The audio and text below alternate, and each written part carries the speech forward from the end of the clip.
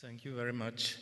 Mi dispiace, io non posso parlare italiano sufficiente, so io devo parlare inglese, se possibile. So thank you very much for inviting me to participate in this important gathering, in this important discussion. I expected that first comes Mr. Verhofstadt because it's written in the program, so I planned to attack him after his presentation. So now it's more difficult.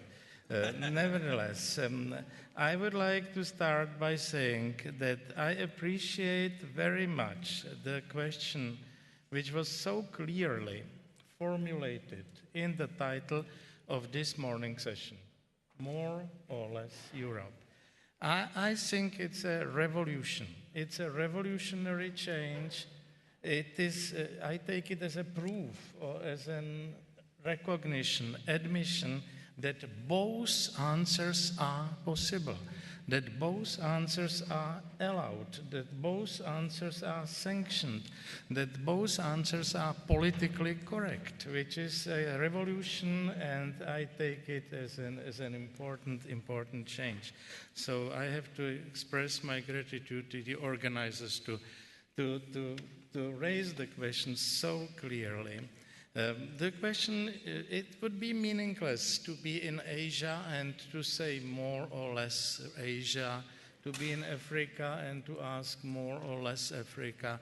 It wouldn't have any meaning.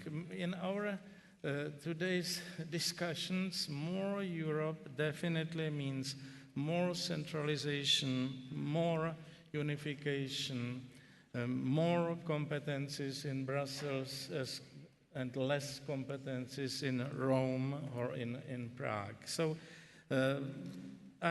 it's necessary to say that more Europe means less of something else.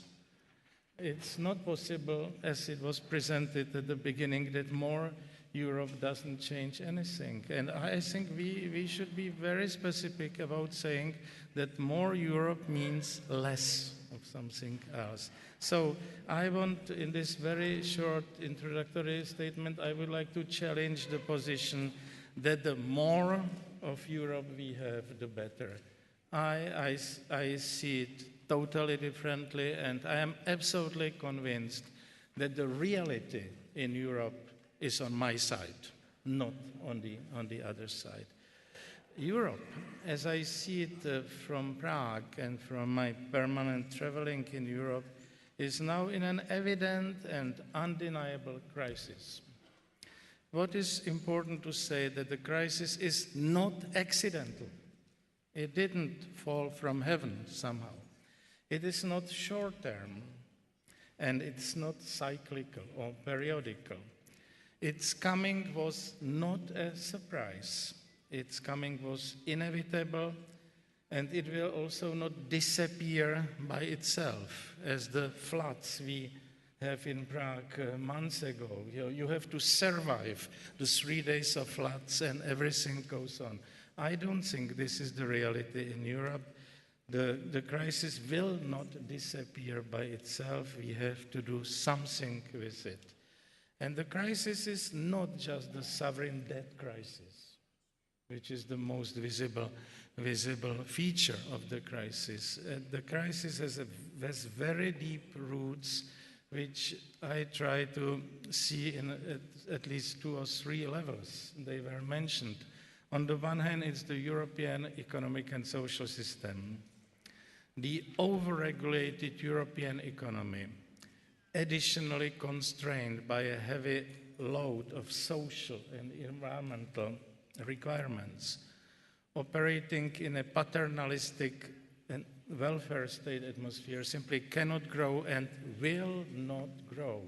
It's our wishful thinking that such an economy can suddenly start growing tomorrow, day after tomorrow, next month, next year. Second, the existing model of the European integration process, which is based on the excessive, unnecessary, and unnatural centralization, harmonization, standardization, and unification of the European continent. This is for me the second big problem, and there is an additional one. This is the general and wide-ranging and deep-going decline of the West.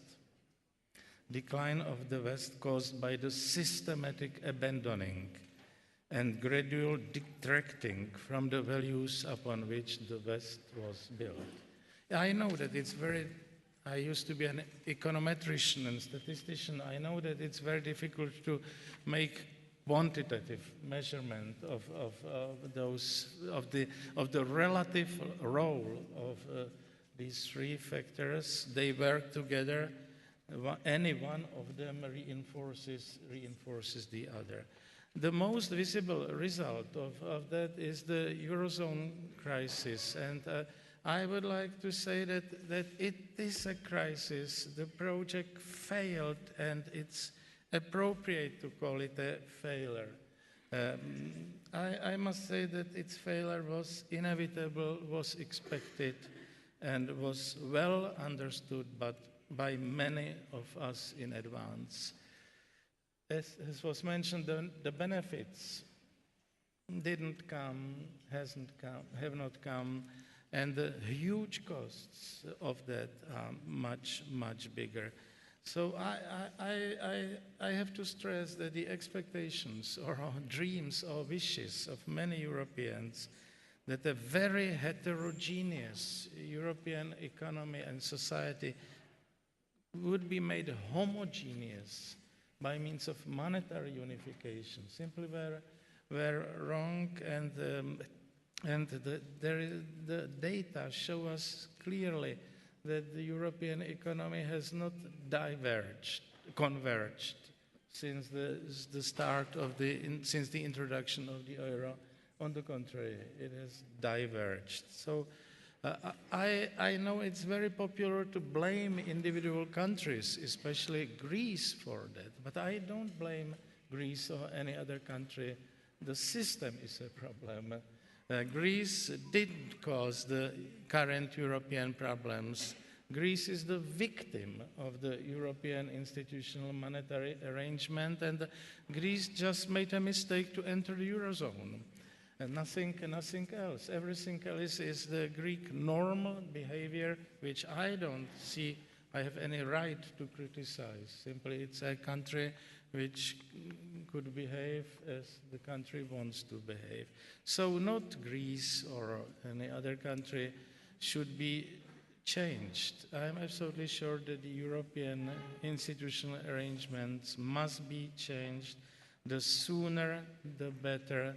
The prolongation of the current muddling through, which is a nice English term, muddling through, is very costly, and the prolongation of that would be even more costly. So, to stop, my solution is not in more Europe. Definitely the solution must be less Europe, which would mean more freedom in Europe, more democracy in Europe, more free markets in Europe, more efficiency and productivity, and what I consider important, more respect to traditional European values and institutions. Thank you very much.